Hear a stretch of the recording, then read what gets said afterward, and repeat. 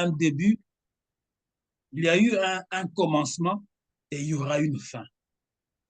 Voilà pourquoi la parole de Dieu déclare la fin de toute chose est proche. Comme il était assis sur le mont des Oliviers, ses disciples s'approchèrent, le prirent à part et lui demandèrent, dis-nous, quand cela se produira et quel signe annoncera ta venue et la fin du monde?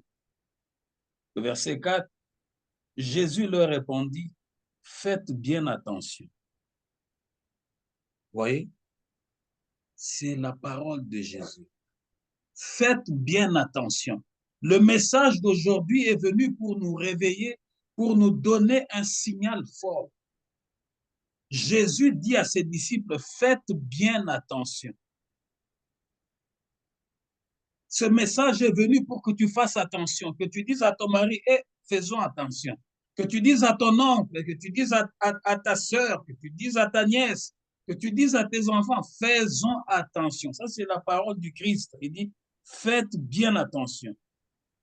Que personne ne vous induise en erreur. Nous sommes dans le temps où les gens sont induits en erreur, peuple de Dieu. Nous sommes dans ce temps-là. La plupart ont abandonné la foi, la plupart ont été séduits, la plupart ont quitté l'Église, la plupart ont dit, les pasteurs nous ont déçus, je ne veux plus prier. La plupart ont dit, il y a trop des escrocs, j'abandonne la vie de prière. Peuple de Dieu, faites bien attention. Et la plupart étaient dans la véritable voie du Seigneur. Mais ils ont été séduits par les charlatans qui se sont infiltrés dans le champ de Dieu. Mais Jésus nous attire, il attire notre attention. Il dit, faites bien attention. Ce message vient pour que tu te réveilles, que je me réveille, que nous fassions attention. Parce qu'il y a eu un début et il y aura une fin. La Bible déclare que de la même manière que Dieu avait détruit le monde lors du déluge, le monde dans lequel toi et moi nous nous trouvons aujourd'hui est réservé pour les jugements du feu, le feu qui viendra pour consumer toutes choses. S'il y a eu un déluge, il y aura le feu qui viendra consumer toutes choses. Nous devons faire attention. C'est vrai que ça semble être comme un rêve, ça semble être comme irréaliste. Non, ce n'est pas vrai, ça ne peut pas être réel. Non, ça dépasse notre intelligence. Oui, c'est vrai. À l'époque de Noé aussi, ça dépassait l'intelligence des gens de cette époque-là. Mais ce que Jésus veut que nous puissions comprendre, c'est que nous puissions faire justement attention. C'est tout ce qu'il nous recommande. Ça, c'est une recommandation. Faites bien attention. Lisez-moi le verset maintenant 5 jusqu'au verset 14. Matthieu 24, verset 5 à 14. À 14. Au nom de Jésus-Christ. Car plusieurs viendront sous mon nom disant, c'est moi qui suis le Christ. Et ils séduiront beaucoup de gens. Vous entendrez parler de guerre et de bruit de guerre. Gardez-vous d'être troublés, car il faut que ces choses arrivent. Mais ce ne sera pas encore la fin. Une nation s'élèvera contre une nation, et un royaume contre un royaume, et il y aura en divers lieux des famines et des tremblements de terre. Tout cela ne sera que le commencement des douleurs. Alors, on vous livrera au tourment et l'on vous fera mourir, et vous serez haïs de toutes les nations à cause de mon nom. Alors aussi plusieurs succomberont et ils se trahiront, se haïront les uns les autres.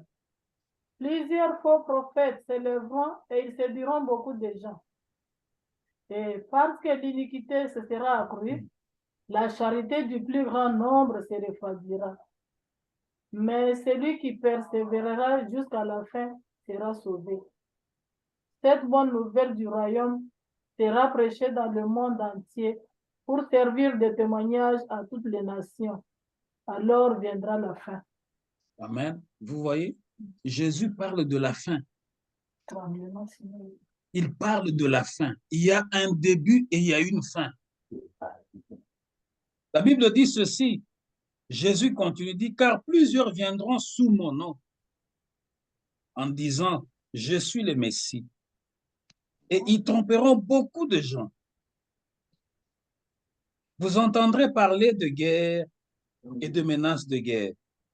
Attention, il insiste encore, attention, ne vous laissez pas troubler par ces nouvelles, car cela doit arriver, mais ça ne sera pas encore la fin. Peuple de Dieu, le message que Jésus donne a une portée prophétique.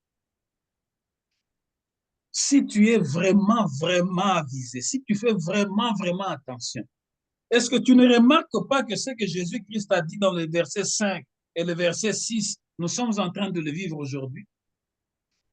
Nous sommes en train de le vivre, papa. Il dit, plusieurs viendront sous mon nom en disant, je suis le Messie, et ils tromperont beaucoup de gens. Aujourd'hui, plusieurs sont trompés parce qu'il y a eu des gens, il y a eu des infiltrés dans le champ des dieux. Les gens qui pratiquent le vaudou sont entrés dans l'église, les gens qui pratiquent la sorcellerie sont entrés dans l'église, les gens qui sont dans la maïkarie sont entrés dans l'église, les gens qui sont dans toute forme de ténèbres sont entrés dans l'église.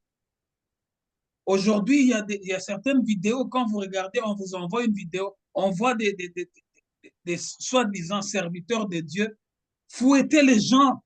Les autres, j'avais vu des vidéos, faire manger les gens les herbes dans la cour. Vous avez vu ça où? Ça ne vient pas de Dieu. Les autres, même, j'ai vu une autre vidéo dans l'église, en pleine église, amener les mamans devant tout le monde, les déshabiller, les faire entrer dans le bassin, les laver devant toute l'église. Vous avez vu ça où? Ça vient d'où ça? Mais curieusement, vous verrez ce genre d'église remplie. Voilà pourquoi Christ dit que le chemin de Dieu est étroit. Il est étroit. C'est comme à peu près le trou d'une aiguille. Le chemin de Dieu est toujours étroit.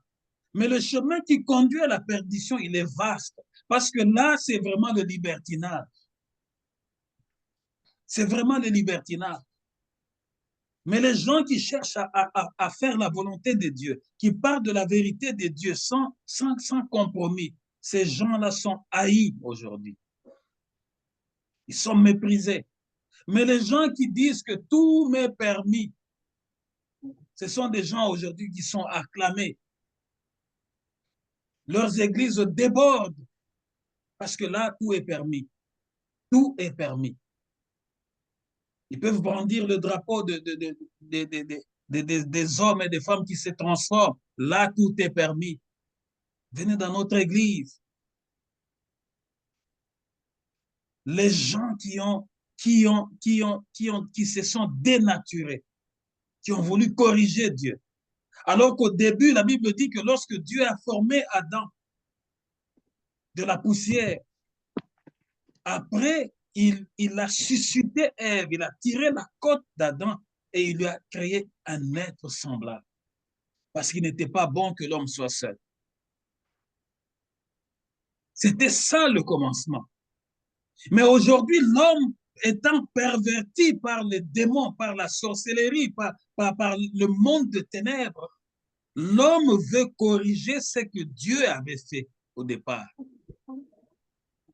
L'homme dit non, moi je ne veux plus être homme, je veux devenir une femme. La femme dit non, moi je ne m'accepte pas tel que Dieu m'a créé, je veux définitivement devenir un homme. Et aujourd'hui, ce sont ces gens-là qui ont des privilèges.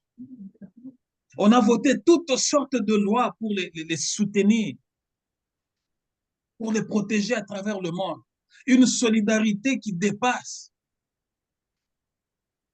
Alors que là où il y a des millions de morts qui meurent, qu'on assassine, qu'on tue tous les jours, vous ne verrez pas cette solidarité-là. Mais quand il y a des lois fortes pour dire que non, au commencement, il n'en était pas ainsi. Dieu a créé seulement l'homme, il a créé seulement la femme. toutes les nations du monde qui vont s'élever contre toi, jusqu'à créer des sanctions fortes. Nous sommes en train de vivre ces choses-là. Ça ne se cache plus, c'est public maintenant. C'est public, il y a plus de honte à ça. L'homme est descendu trop bas plus qu'un animal. Les animaux que Dieu a créés, ils sont restés tels qu'il les avait créés. Mais l'homme est allé, il est descendu plus bas que les animaux que Dieu a créés, dans leur espèce et dans leur genre. Aujourd'hui, vous regardez tous les documents qui vous viennent de partout, du gouvernement, de partout. Regardez là où il y a des gens. Lorsque nous grandissions, il n'y a pas longtemps, il n'y avait que deux genres, il n'y avait que le sexe, et on mettait juste M et F, masculin, féminin. Mais aujourd'hui, regardez les documents que vous consultez. Vous verrez, il y a le M est là, le féminin est là, et puis on va mettre autre. Plusieurs cases. Ça vient d'où? Parce que Dieu a créé l'homme à son image. Et Dieu n'a pas donné à l'homme le pouvoir de créer un autre homme. Dieu a donné à l'homme le pouvoir de la procréation. C'est ça la différence entre Dieu et nous. Dieu nous a créés, mais nous procréons. Voilà pourquoi lorsque je vous disais tantôt, notre fille Kwanine était jeune fille, aujourd'hui elle est en train de procréer parce qu'elle est en train de fonder sa famille.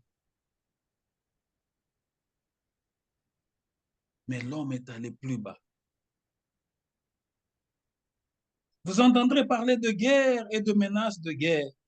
Attention, ne vous laissez pas troubler par ces nouvelles, car cela doit arriver, mais ça ne sera pas encore la fin. Regardez comment le monde est en ébullition. Il y a des guerres de gauche à droite, la Russie et l'Ukraine. Il y a des guerres de gauche et à droite.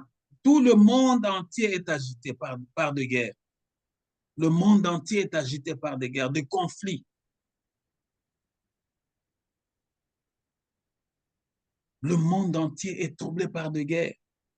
Et depuis que la guerre de la Russie et de l'Ukraine s'est installée, vous voyez comment l'économie du monde a basculé. L'économie du monde a totalement basculé, ça fait plus d'une année maintenant. Ceux qui pensaient être forts, que la Russie pensaient dominer la Russie, pensaient créer des sanctions pour que la Russie se sente étouffée. Mais la Russie s'est endurcie encore davantage. Et la Russie est en train de montrer aux autres que vous tous là réunis au nombre de 20, vous n'êtes pas plus forts que moi seul. Et résultat, les choses ont flambé. Tous les prix ont flambé. Mais ça ne sera pas encore la fin. Ces choses doivent arriver, mais ça ne sera pas encore la fin. En effet, on verra se dresser une nation contre une autre nation, un royaume contre un autre. Il y aura de famines et de tremblements de terre en divers lieux. Regarde des famines de gauche à droite. Regarde des famines de gauche à droite. Les gens qui sont malnutris. Les gens qui sont dans des situations de précarité. Regarde des conflits entre nations. Regarde des nations qui s'étaient construites, mais aujourd'hui sont par terre. Regarde la Syrie. Rappelez-vous, il y a 4 ans, le gouvernement canadien a fait entrer les Syriens ici, des centaines de milliers de Syriens dans tous nos quartiers ici au Canada. Alors que leur pays était un pays stable. Mais aujourd'hui, c'est un pays à moitié détruit. Regarde l'Haïti, des tremblements de terre le pays était déjà par terre, mais les tremblements de terre ont encore enfoncé ce pays-là. Regarde tout récemment la Turquie, dévastée. Un tremblement de terre qui a fait des milliers des dizaines de milliers de morts. Nous voyons toutes ces choses-là, mais Jésus nous dit c'est juste un signal, ça ne sera pas encore la fin. Ce n'est pas encore la fin. Nous voyons ces tremblements de terre, mais Jésus est en train de nous éveiller pour nous dire faites attention. Vous allez commencer à voir ces choses-là. Ces choses-là sont des événements, en français on appelle ça des événements précurseurs. C'est-à-dire c'est des événements qui annoncent que quelque chose est en train de venir.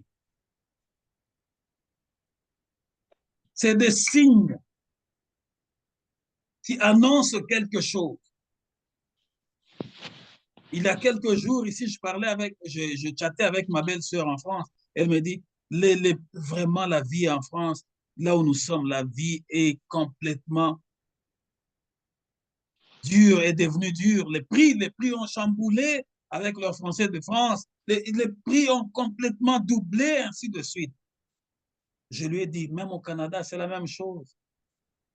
Les prix ont augmenté. On pensait que c'était seulement au Congo où on rétrécissait des choses. Quand les prix augmentaient, le pain, on réduisait le volume du pain. Même ici, les choses commencent à réduire, on réduit la taille des choses. La crise, la famine, aucun pays du monde n'est épargné. Ceux qui sont en Afrique sont en train de pleurer. Nous qui sommes ici, nous sommes en train de pleurer. Ceux qui sont en Europe sont en train de... C'est tout le monde entier qui est dans une ébullition. Mais ce ne seront que les premières douleurs de l'enfantement. Jésus nous dit que nous devons faire attention. Tous ces événements que nous sommes en train de vivre ne sont que de douleurs qui précèdent l'enfantement, ne sont que de douleurs qui précèdent l'accouchement. Je suis en train de parler aux mamans qui sont ici. Nous, les parents, ceux qui sont mariés peuvent comprendre quand on parle de douleur d'enfantement. Lorsque une maman est en train d'attendre le nouveau-né, il y aura des douleurs qui vont annoncer que l'enfant est en route. Il faut que ces douleurs-là arrivent pour annoncer que l'enfant est en route. L'enfant n'est plus loin. Est-ce que, maman, vous êtes là? Est-ce que vous entendez? Vous m'entendez? Il y a des douleurs qui annoncent que bientôt l'enfant va venir. Celui que vous avez attendu depuis longtemps, depuis 9 mois, il va bientôt entrer dans votre maison. Les douleurs d'enfantement. Et quand ces douleurs-là commencent, avant même ces douleurs-là, les mamans, vous êtes là, vous connaissez, vous allez préparer une valise, vous allez mettre les habits, les beaux habits, tout ce qui a trait pour le bébé. Et en plus de cela, les mamans, vous êtes là, vous êtes témoins, vous savez, vous aurez un gros sac à côté, où dans ce sac-là, le papa doit savoir que là, il y a des habits de bébé. Donc, quand ça va venir, vous allez juste prendre les sacs, vous allez partir vite. Un sac déjà bien préparé avec les biberons, avec tout à l'intérieur. Jésus nous dit aussi les choses que nous sommes en train de vivre, c'est comme, il a comparé ça comme aux douleurs de l'enfantement.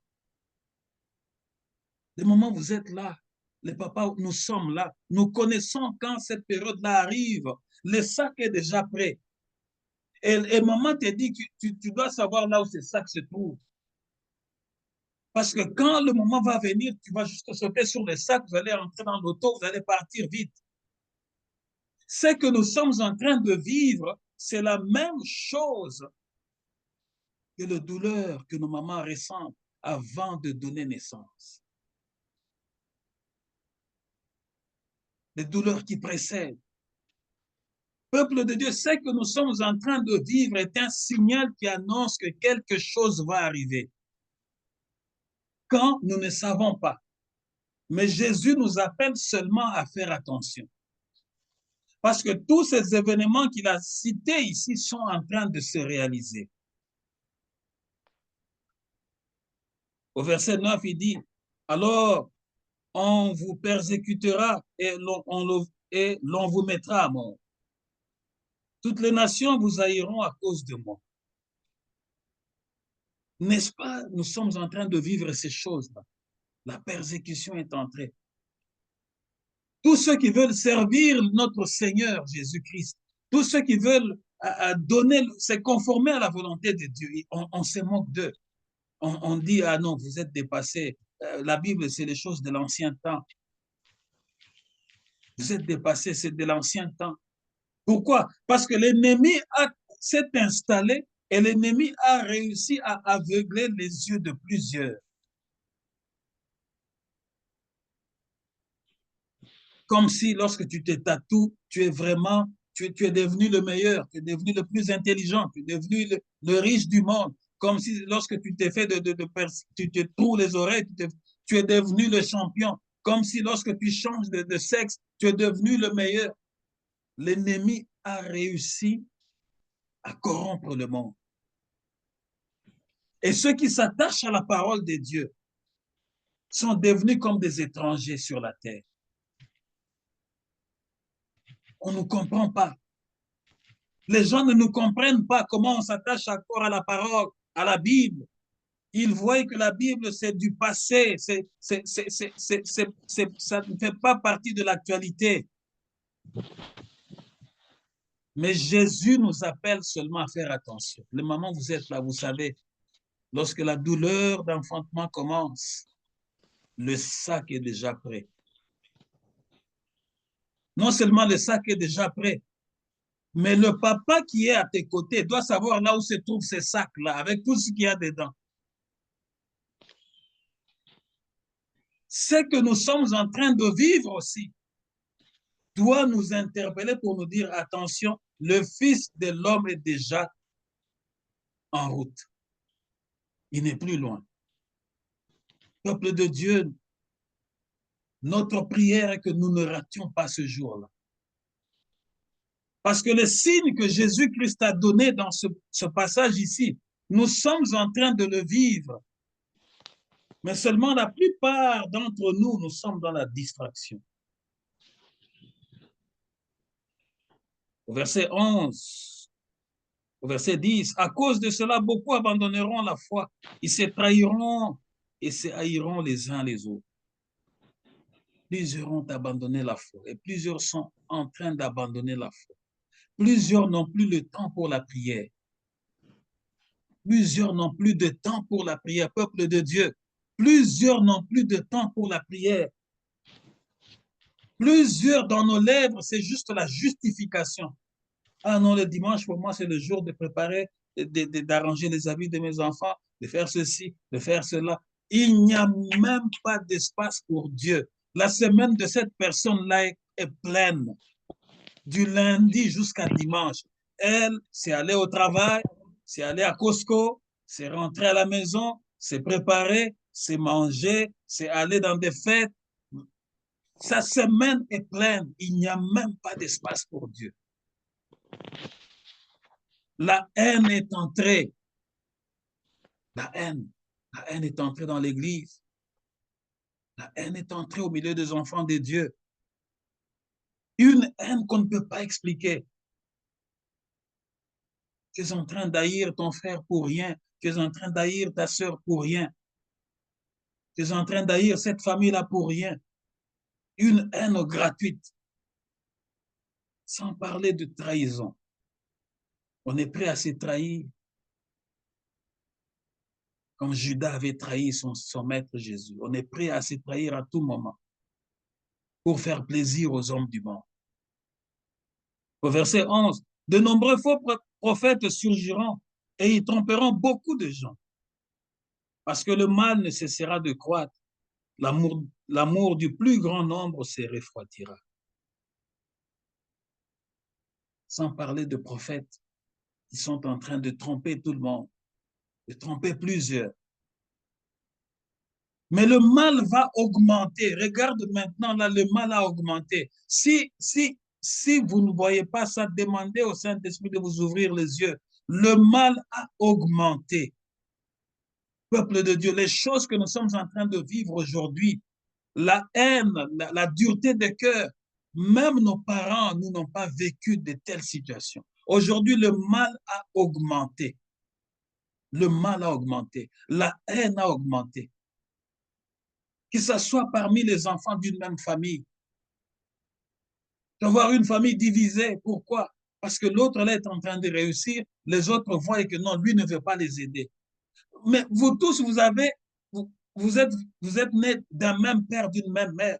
Si celui-là s'est consacré à Dieu et que la lumière de Dieu a éclairé ses pas, il est en train de progresser. Bénissez l'Éternel. Ne le haïssez pas comme les frères de Joseph ont haï leur frère. C'est Dieu qui accorde la grâce. Nous n'aurons pas tous la même grâce. Chacun aura la grâce selon la dimension de sa consécration à Dieu. Il y a des trahisons dans nos familles. Il y a l'hypocrisie dans nos familles. Même dans tout ce que nous sommes en train de faire, lorsque tu restes calme, tu vois vraiment que non, ici il y a de l'hypocrisie. Ici, ce qui s'est fait, c'est de l'hypocrisie. Ce qui s'est fait, c'est du fake, c'est du faux. Le sourire est aux lèvres, mais le cœur a autre chose. Nous sommes en train de vivre ces choses-là dans nos familles, avec les gens qui sont plus proches de nous. La haine a augmenté. La Bible dit ceci au verset 11. L'amour du plus grand nombre se refroidira. Plusieurs vont même abandonner la foi. Ils vont se refroidir. Si tu regardes bien, est-ce que ce n'est pas ce que nous sommes en train de vivre aujourd'hui? Plusieurs se sont refroidis. Regarde les gens que tu as invités à venir prier avec nous. Tu les as juste invités, dis, ah ma soeur, viens, on va prier ensemble. Mon frère, viens, on va prier ensemble. Après un temps, la personne s'est refroidie sans aucune raison. Sans aucune raison. Pourquoi?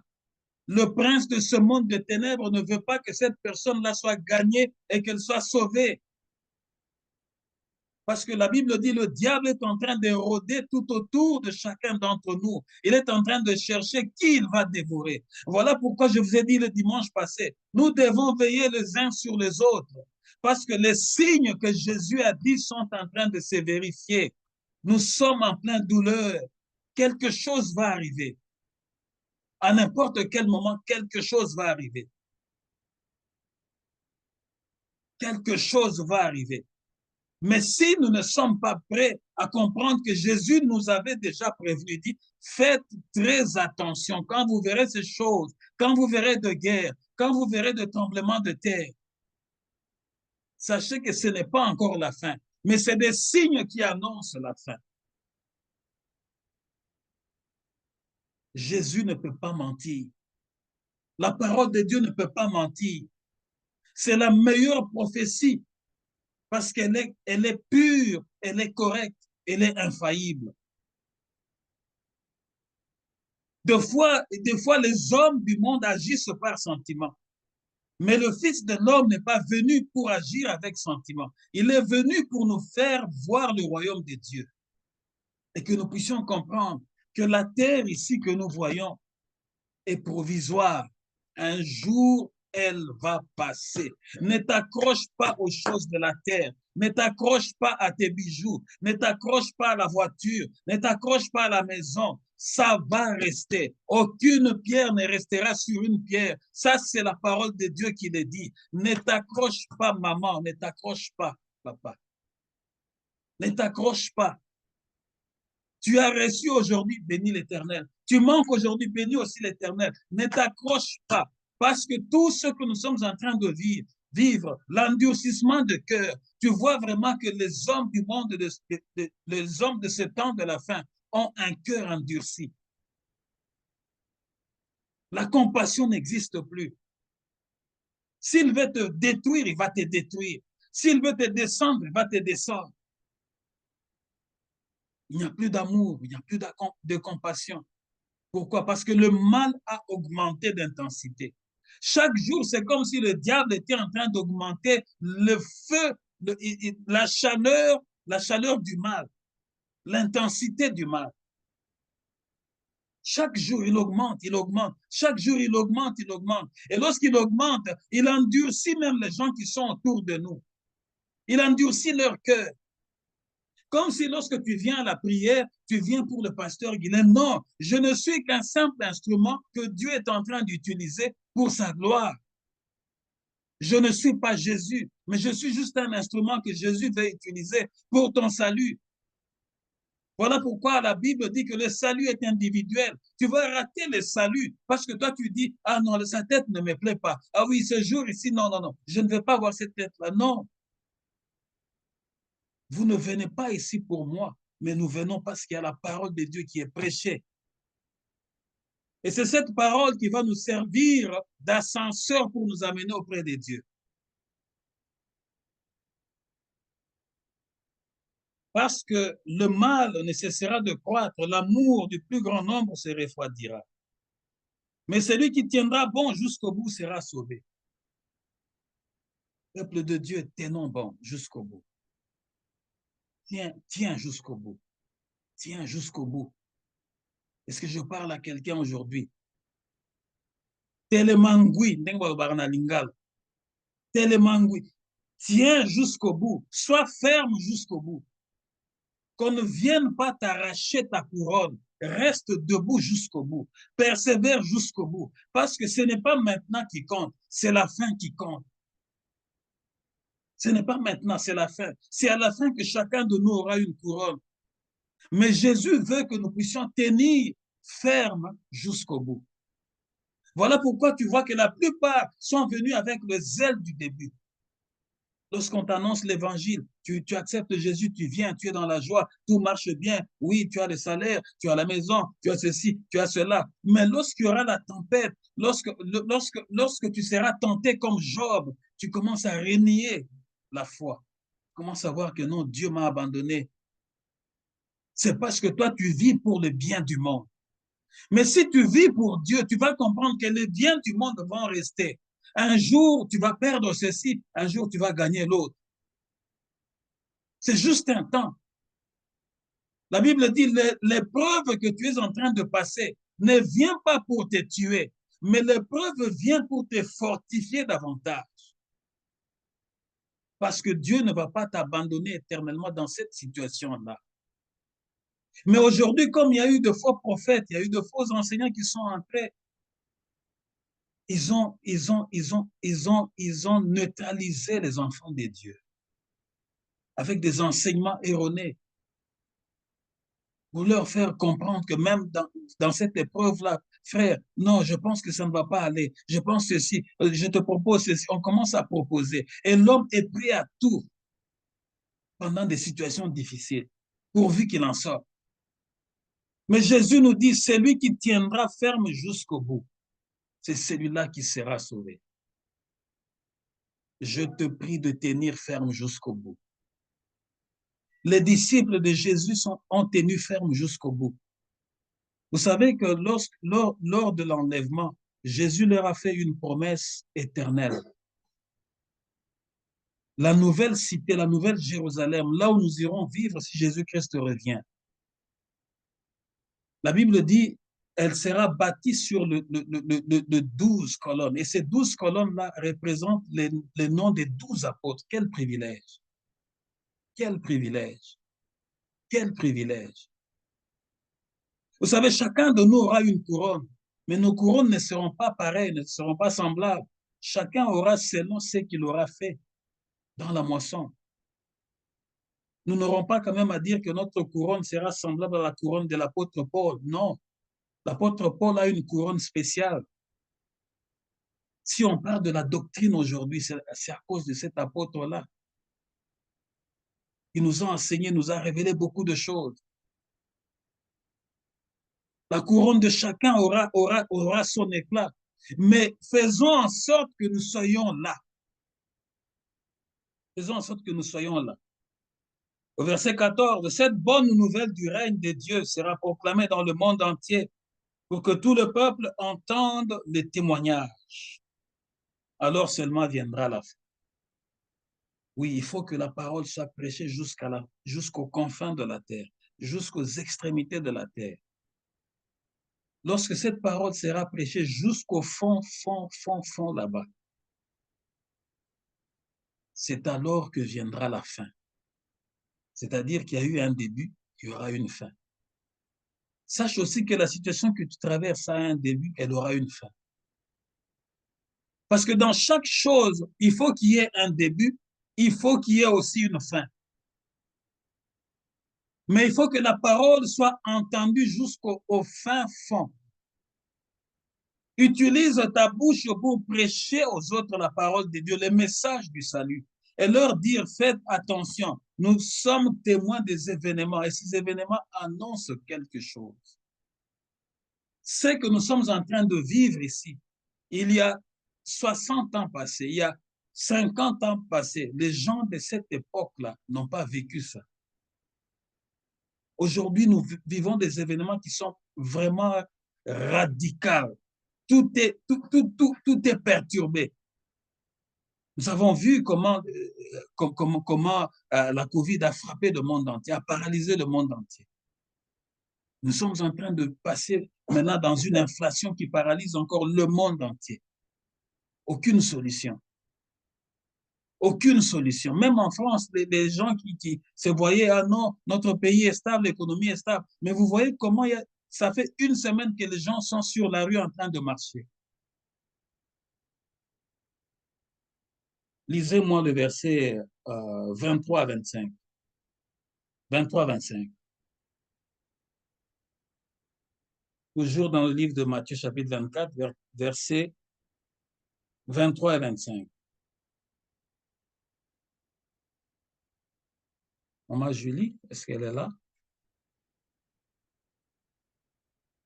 Maman Julie? Alors, si quelqu'un vous dit alors, le Christ est ici, ou il est là, ne le croyez pas, car il s'élèvera de faux Christ et de faux prophètes. Ils feront de grands prodiges et des miracles au point de séduire, s'il était possible, même les élus. Voici, je vous l'ai annoncé d'avance. Si donc on vous dit, voici, il est dans le désert, n'y allez pas. Allez-y jusqu'au verset 28. Voici, il est dans les chambres, ne le croyez pas. Car comme l'éclair part de l'Orient et se monte jusqu'en Occident, ainsi sera l'avènement du Fils de l'homme. En quelque lieu que ce soit le cadavre, là s'assembleront les aigles. Amen. Amen. Si quelqu'un vous dit alors, voyez, le Christ est ici, ou il est là, ne le croyez pas. De faux Christ surgiront ainsi que de faux prophètes. Vous voyez, Jésus est en train d'assister sur le faux prophète. Il est le Fils de Dieu. Je ne sais pas pourquoi il veut attirer notre attention sur le faux prophète. Mais il insiste. Pourquoi? Parce qu'il sait que les gens du monde aiment entendre la prophétie. Parce que la prophétie vient pour te caresser les oreilles, te faire du bien. Mais alors, l'ennemi, tellement qu'il a compris que les enfants de ce siècle, ils aiment qu'on leur dise que demain, tu auras ceci, il y aura tel événement qui va arriver, il y aura ça, il y aura ça, il y aura ça. Il y a l'occultisme qui est entré, il y a la divination qui est entrée. Mais Jésus attire notre attention. Il dit, de faux Christ vont surgir et de faux prophètes. Ils produiront des signes extraordinaires et de prodiges au point de tromper, si c'était possible, ceux que Dieu a choisis. Plusieurs seront retranchés parmi nous à cause de faux prophètes. Plusieurs. Pourquoi? L'homme est impressionné par ce qu'il voit. L'homme est impressionné. Il est impressionné par la foule. Un prophète viendra, il y aura la foule, il va commencer un ministère, il y aura la foule, il y aura un parking rempli de voitures, il y aura ceci, il va sortir les lézards dans les ventres des gens, il va faire ceci, il va impressionner les gens au point que les gens qui étaient déjà sauvés, ils vont perdre leur salut pour aller dans ces théâtres-là. Voilà, je vous ai prévenu. C'est ça notre thème. Faites bien attention, je vous ai prévenu.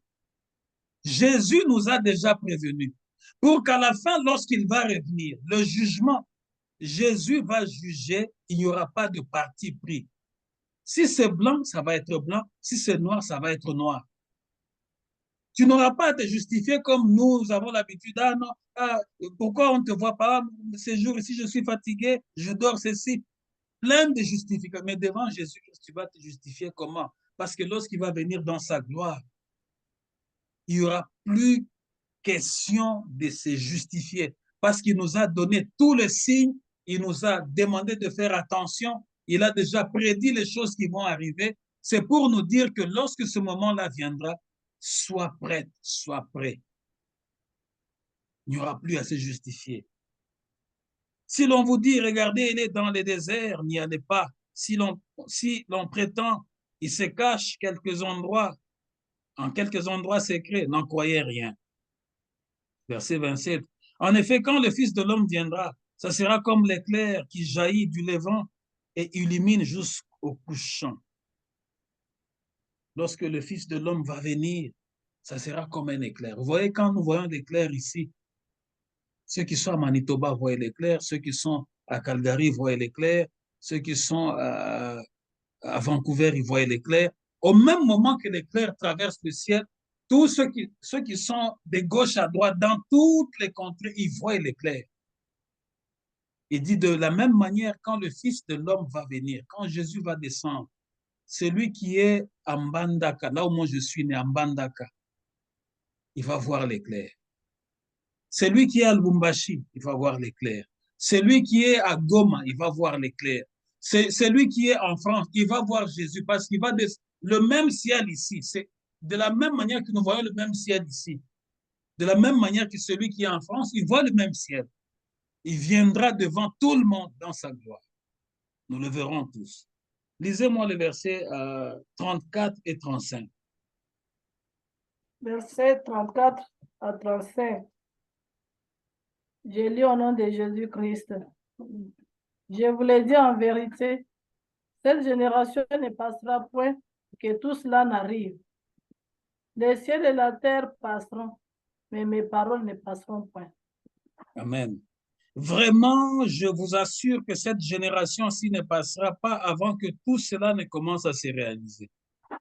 Est-ce que nous ne voyons pas qu'il y a de guerre? Est-ce que nous ne voyons pas qu'il y a la famine? Est-ce que nous ne voyons pas qu'il y a de tremblements de terre? Est-ce que nous ne voyons pas qu'il y a l'inflation qui a secoué le monde entier? Nous ne voyons pas que les prix ne reculent pas, les prix continuent de monter. Est-ce que nous ne voyons pas que les choses sont devenues difficiles? Est-ce que nous ne voyons pas que l'homme a abandonné la véritable nature que Dieu lui avait donnée lorsqu'il avait créé? Et l'homme s'est créé lui-même son genre. Est-ce que nous ne voyons pas ça? Il est question aujourd'hui d'ouvrir les yeux. Et si tu ne veux pas ouvrir les yeux, demande au Saint-Esprit d'ouvrir ton œil spirituel afin que tu commences à lire ces choses. Parce que Jésus dit, tout ce que nous sommes en train de vivre, c'est comme les douleurs de l'enfantement, les douleurs qui annoncent la naissance, l'accouchement. Soyons prêts, parce que quelque chose va arriver. Il dit, vraiment, je vous assure que cette génération-ci ne passera pas avant que tout cela ne commence à se réaliser. Le ciel et la terre passeront, mais mes paroles ne passeront jamais. Souligne ça si c'est ta Bible. Le ciel ici va passer un jour. La terre sur laquelle nous sommes debout va passer un jour. Mais la parole que je vous prêche ne passera jamais. C'est à toi de faire un choix. Tu peux boire, tu peux faire ce que tu veux. Tu peux changer de nature, tu peux changer de genre, mais sache que la parole de Dieu ne changera jamais. Et ces jours-là, tu n'auras que tes yeux pour pleurer. Parce qu'il y aura le tonnerre. Et toi-même, tu vas comprendre que Dieu existe. Et c'est vrai, les choses que j'ai entendues, ça existe réellement. Ce n'est pas parce que tu n'as pas vu ça que ça n'existe pas. Tout ce que Dieu a déjà dit va finir par se réaliser un jour. Le ciel ici va être roulé comme un vieux vêtement. C'est ce qu'il est écrit dans le livre des Hébreux. La terre ici sera emportée, mais cette parole va rester. Cette parole vient aujourd'hui pour te réveiller là où tu es. Lisez le verset 37 à 39. 37 à 39. Verset 37 à 39, j'ai lu au nom de Jésus-Christ. Ce qui arriva du temps de Noé arrivera de même à l'avènement du Fils de l'homme. Car dans les jours qui précédèrent le déluge, les hommes mangeaient et buvaient, se mariaient et mariaient leurs enfants, jusqu'au jour où Noé entra dans l'arche. Et ils ne se doutèrent de rien jusqu'à ce que le déluge vint et les emporta tous. Il en sera de même à l'avènement du Fils de l'homme. Amen. La Bible dit ceci. Lors de la venue du Fils de l'homme, les choses se passeront comme au temps de Noé. En effet, à l'époque qui précéda le déluge, les gens étaient occupés à manger et à boire. Peuple de Dieu, faites bien attention. Jésus nous a prévenus. Es-tu occupé seulement à manger et à boire? Tu vas regretter.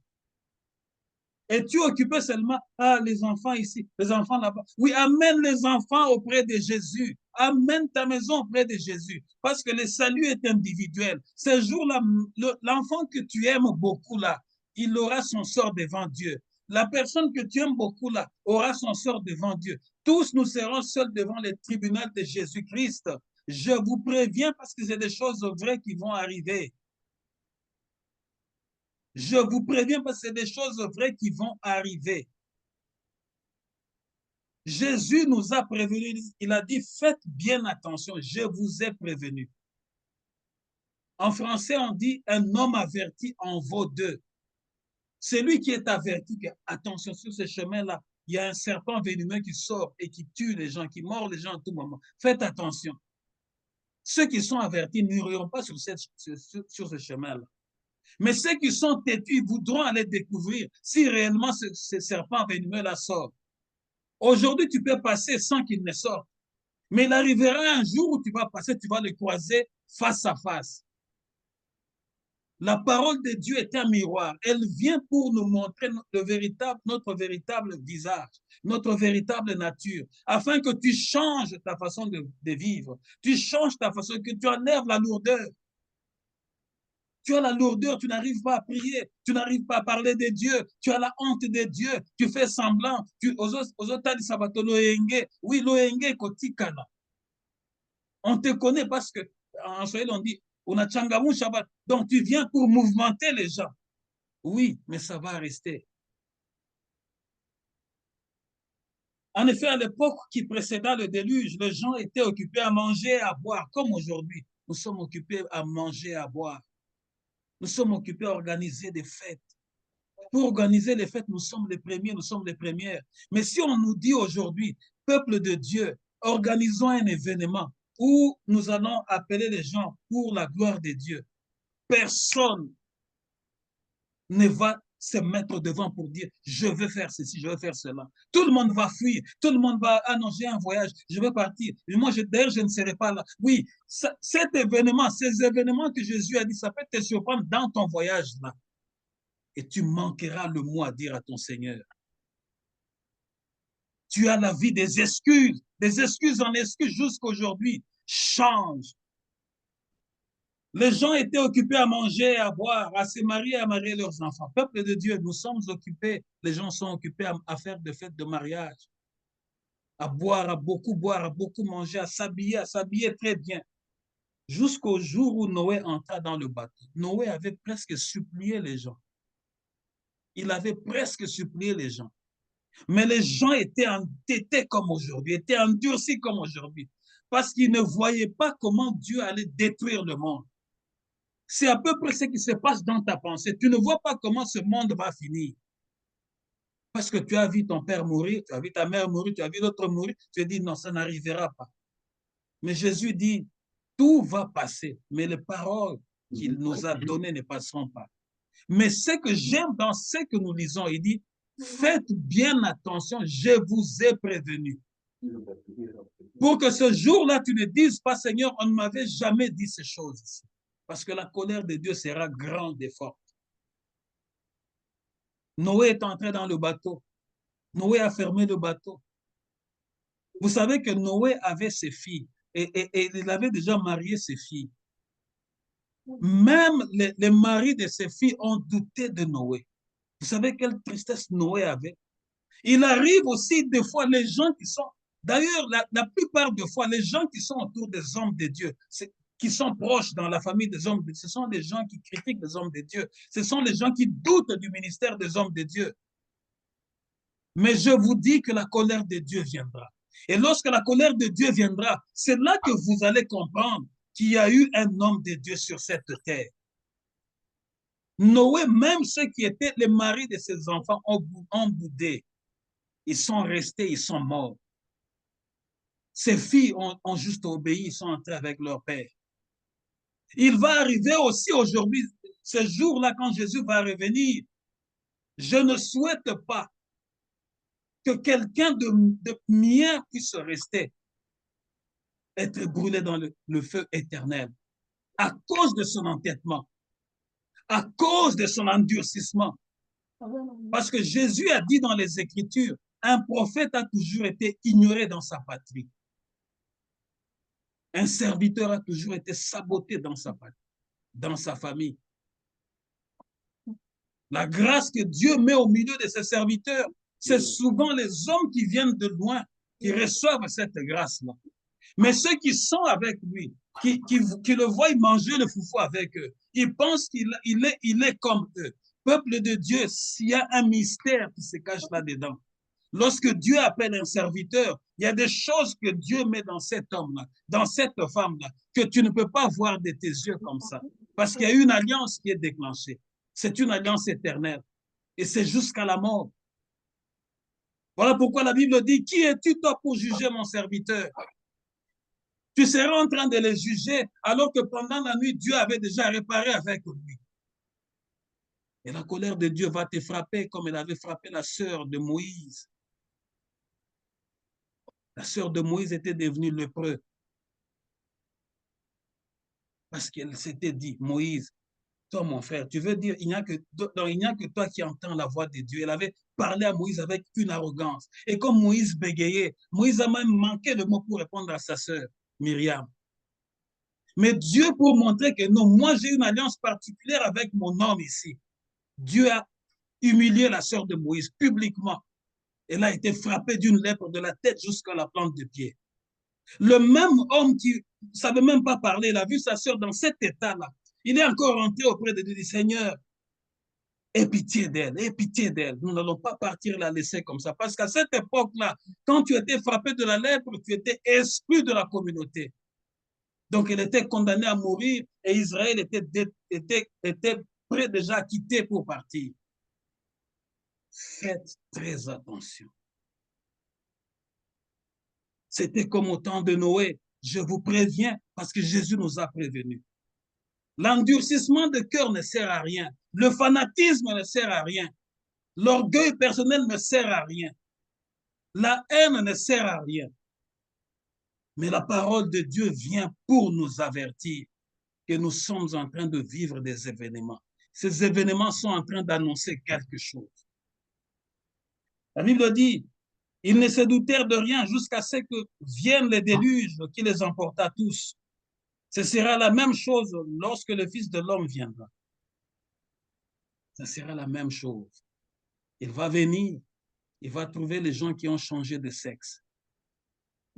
Il va venir, il va trouver les gens qui se sont troués le corps. Ils ont corrigé Dieu à leur manière. C'est tout simplement ce qu'il veut dire. Dieu, toi, tu nous as créés, mais tu ne savais pas faire. Mais regarde, nous allons te montrer ce que nous voulions que tu fasses. Mais ça sera dur ce jour-là. Voilà pourquoi je veux, avant qu'on entre en prière, la Bible dit dans le livre d'Éphésiens, chapitre 5, verset 14, réveille-toi, toi qui dors, et le Christ va t'éclairer. Réveille-toi, maman, réveille-toi, papa, réveille-toi, cher enfant. Réveille-toi, tantine, réveille-toi, réveille-toi, réveillons-nous, réveillons-nous. et soyons soudés dans la prière. Parce que ce que nous sommes en train de vivre maintenant annonce quelque chose. La douleur de l'enfantement. La maman attend 9 mois. Mais quand ça commence à bouger, elle commence à savoir déjà que non, Kalamingite. Ce que nous sommes en train de vivre aussi, ça annonce que Kalamingite, quelque chose va se déclencher. Tu peux douter, tu as le droit de douter. Tu peux refuser, tu as le droit de... Tu peux fermer ton cœur. Le mort que la Bible parle d'ici, c'est des gens qui ont endurci leur cœur du temps de Noé. Ils avaient endurci leur cœur, ils avaient fermé leurs yeux pour ne pas voir la réalité. Tu peux fermer ton cœur, tu peux endurcir ton cœur pour ne pas voir la réalité. Mais les événements que nous sommes en train de vivre annoncent que quelque chose va arriver. Heureusement que Jésus a dit, je vous ai prévenu. Je vous ai prévenu. Faites attention. Nous allons entrer dans la prière. Entre dans la prière. Demande à Dieu de préparer ton cœur. Tu as eu des problèmes ou tu as des problèmes contre quelqu'un, demande à Dieu de te libérer. Que ton cœur ne soit pas une prison. Que ta maison ne soit pas un lieu où les gens viennent pour monter le complot pour neutraliser les enfants de Dieu. Que ta maison ne soit pas un lieu où les gens viennent pour critiquer l'œuvre du Seigneur. Et toi, tu participes à cette œuvre-là. Tu en paieras aussi les conséquences d'une manière ou d'une autre. Entre dans la prière. Éternel notre Dieu, nous te rendons grâce pour cette parole que tu nous as donnée. Bénissons ton nom parce que tu nous avertis d'une manière ou d'une autre. Merci pour cette parole, éternel notre Dieu, parce que tu reviens bientôt, Jésus. Tous ces événements qui arrivent, Seigneur, arrivent pour nous dire que tu es à la porte. Arrivent pour nous dire que tu es déjà à la porte. Tu es déjà à la porte. Tu es déjà à la porte. Je prie pour que chacun de nous, Seigneur, se réveille. Je prie pour que la conscience souillée soit lavée par le sang de Jésus. Je prie pour que le cœur endurci, Seigneur notre Dieu, soit brisé. Je prie, Père éternel notre Dieu, pour que ta grâce, Seigneur notre Dieu, soit là, afin de libérer, Seigneur notre Dieu, ceux qui le peuvent encore. Je prie pour que tu nous prépares tous, Seigneur, à cet événement qui viendra. Je prie, Seigneur notre Dieu, car la douleur d'enfantement est déjà enclenchée. Je prie, Seigneur notre Dieu, pour que nous soyons debout dans la prière. Je prie, Seigneur, je prie, afin que personne ne reste ce jour-là, ce moment-là éternel, car il y aura de pleurs, il y aura de grincements de dents. Oh Seigneur, je prie, Seigneur, afin que celui qui voulait abandonner la foi, qu'il n'abandonne pas la foi, afin que celui qui s'était refroidi, Seigneur notre Dieu, pour rien, Seigneur notre Dieu, revienne à ta bergerie. Je prie pour que tu éloignes tes brebis, Seigneur, de faux prophètes, Seigneur, de menteurs, éternel, de tout le charlatan. Je prie pour que ta parole qui est esprit et vie puisse vivifier chacun d'entre nous, car tout ce que nous voyons dans ce monde finira par s'éteindre un jour. Tout finira par s'éteindre un jour, mais ta parole ne s'éteindra jamais. Elle est une lampe sous nos pas, éternel, notre Dieu, une lumière qui éclaire nos pas, Seigneur. Seigneur, accorde-nous cette grâce de vivre, Seigneur, notre Dieu, pour toi et éternel, de t'attendre, Seigneur, notre Dieu, en train de veiller pour la seule gloire de ton nom. Nous avons ainsi prié. Père éternel, notre Dieu, merci pour ce message. Jésus, tu nous as dit, faites bien attention, je vous ai prévenu. Seigneur, un homme averti doit rester en éveil. Parce que nous ne savons pas, ça sera à quelle heure. Ça sera à midi, ça sera le soir, ça sera le matin. Mais tu nous as tout simplement dit, je vous ai averti. Lorsque vous verrez tous ces événements annoncent la douleur d'enfantement. Jésus, tu es déjà à nos portes. Je prie, Seigneur notre Dieu, pour que tu changes le cœur de celui qui doutait. Je prie pour que tu te révèles à celui qui a été envoûté, afin qu'il reçoive aussi le salut comme nous l'avons reçu. Je prie, Seigneur notre Dieu, pour que cette assemblée réunie en prière soit ta bergerie, que tu nous conduises toi-même avec ton bâton et ta houlette qui nous protège. Je prie, Seigneur notre Dieu, pour que chacun d'entre nous, là où il est, qu'il puisse savoir que ce jour est en train de venir. Mais ce jour le trouvera dans quelle position?